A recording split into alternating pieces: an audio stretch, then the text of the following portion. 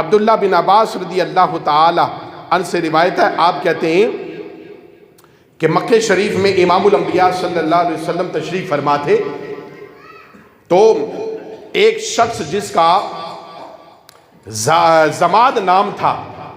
وہ جادوگر تھا، کاہن اور نجومی تھا، وہ مکے میں آیا، کہیں دوسرے علاقے کا رہنے والا تھا، وہ زماد مکے میں آیا۔ جب مکے میں آیا تو اس کا تعلق ازدشو قبیلے سے تھا، اور یہ اٹکل کرتا تھا، فال نکالتا، لوگوں کے جن نکالتا تھا۔ یہ مکے میں آیا تو مکے میں پروپرگنڈا تھا یہود و نصارہ کی جانب سے، جو بھی شخص باہر سے آتا اسے کہتے کہ تم جن نکالتے ہو، اور تم جو ہے محمد صلی اللہ علیہ وسلم، نعوذ باللہ، میرے آقا کو مجنون کہتے تھے، پاگل کہتے تھے، اور کہتے تھے کہ تم جن نکالتے ہو، جاؤ استغفر اللہ ربی من کل ذنب، جاؤ محمد کا جن نکال دو، جاؤ اور جا کر محمد صلی اللہ تعالی علیہ وسلم کا معاذ اللہ جن نکالو۔ پتہ نہیں انہیں کیا ہو گیا ہے،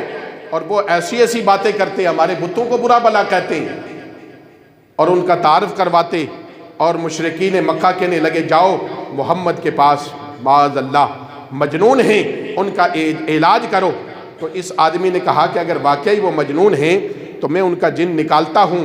اور اس آدمی کو دیکھ لوں، شاید ہو سکتا ہے میرے ہاتھ سے اسے شفا مل جائے، میں اسے ٹھیک کر دوں گا۔ اب یہ زماد جو تھا یہ گیا، اور حضرت عبداللہ بن عباس رضی اللہ تعالیٰ عنہ کہتے ہیں کہ اس نے رسول اللہ صلی اللہ تعالیٰ علیہ وسلم سے ملاقات کی، اللہ کے نبی سے ملا اور کہنے لگا یا محمد انی ارافی فی ہذہ الریح، یا محمد صلی اللہ علیہ وسلم، میں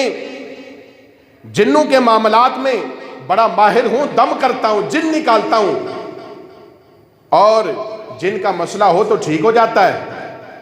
وَإِنَّ اللَّهَ يَشْفِي عَلَى يَدِي مَن يَشْفَى،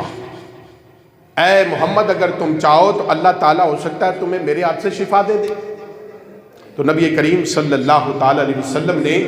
اس کی بات سنی، تو امام الانبیاء صلی اللہ علیہ وسلم نے ارشاد فرمایا ان الحمد للہ نحمدہ ونستعینہ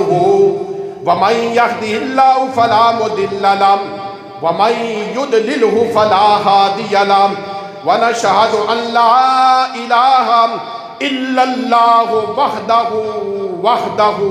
وحدہ لا شریک لہ وَأَنَّ مُحَمَّدًا عَبْدُهُ وَرَسُولُهُ۔ اللہ کے محبوب صلی اللہ تعالیٰ علیہ وسلم نے اس کے جواب میں یہ کلمات ارشاد فرمائے۔ زمات نے محمد عربی صلی اللہ تعالیٰ علیہ وسلم کی زبان نبوت سے یہ الفاظ سن لیے، کہنے لگا مجھے پھر یہ کلمہ سنا دو۔ میرے آقا نے پھر یہ کلمہ ارشاد فرمایا، پھر کہنے لگا یا محمد صلی اللہ تعالیٰ علیہ وسلم مجھے پھر سنا دو۔ امام الانبیاء صلی اللہ تعالیٰ علیہ وسلم نے پھر پڑھا ان الحمد للہ نحمدہ ونستعینہ ونستغفرہ ومن یہدہ اللہ فلا مضل لہ ومن یضللہ فلا ہادی لہ ونشہد ان لا الہ الا اللہ وحدہ لا شریک لہ واشہد ان محمدا عبدہ ورسولہ۔ امام الانبیاء صلی اللہ تعالیٰ علیہ وسلم نے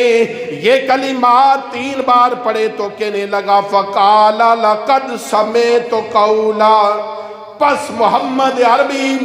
صلی اللہ تعالیٰ علیہ وسلم کی زبان نبوت سے یہ الفاظ سنے۔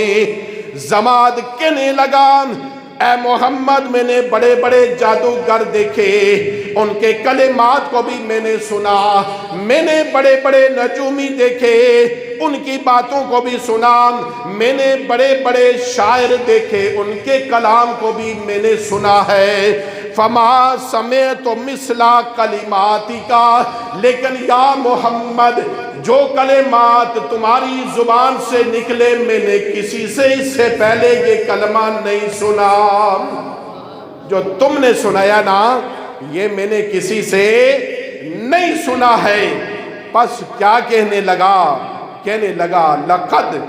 بلغت، اے محمد صلی اللہ علیہ وسلم ان کلمات میں اتنی گہرائی ہے، اتنی چاشنی ہے، اتنی گہرائی ہے جتنی سمندر کی تہ ہو، اتنی گہرائی ہے۔ پس پھر کیا کہنے لگا یا محمد صلی اللہ تعالی علیہ وسلم ہاتھی یدا کا ابایو کا، یا محمد صلی اللہ تعالی علیہ وسلم اپنا ہاتھ آگے کیجئے، میں آپ پر ایمان لانا چاہتا ہوں، یا محمد میں کلمہ پڑھنا چاہتا ہوں اور دائرہ اسلام میں داخل ہونا چاہتا ہوں۔ اللہ کے محبوب صلی اللہ علیہ وسلم نے جماعت کو کلمہ پڑھایا اور دائرہ اسلام میں داخل فرما دیا۔ یاد رکھو یہ جو جادو ٹونا جس سے ایمان ختم ہوتا ہے، اللہ اور اس کے رسول ناراض ہوتے ہیں، دنیا اور آخرت تباہ و برباد ہو جاتی ہے، ایسے لوگوں کے پاس مت جائیے، ایسے لوگوں سے اپنا پیچھا چھڑائیے، بلکہ میرے اور آپ کے نبی نے تو فرمایا نا میں تمہارے لیے قرآن لایا ہوں، وَنُنَزِّلُ مِنَ الْقُرْآنِ مَا هُوَ شِفَاءٌ وَرَحْمَةٌ لِّلْمُؤْمِنِينَ، تمہارے لیے قرآن میں شفا ہے، مومنوں کے لیے رحمت ہے، لہذا اس رحمت اور اس شفا کو چھوڑ کر، قرآن کو چھوڑ کر، اللہ اور اس کے رسول کے دامن کو چھوڑ کر مت جائیے جادوگروں کے پیچھے، مت جائیے کہنوں اور نجومیوں کے پیچھے، وہ مال بھی لیں گے، دولت بھی لیں گے، تمہیں پریشان کریں گے، ایمان بھی چھین لیں گے، دنیا بھی برباد اور آخرت بھی برباد ہوگی۔ اللہ تعالی ہمیں حق کہنے، سننے اور عمل کرنے کی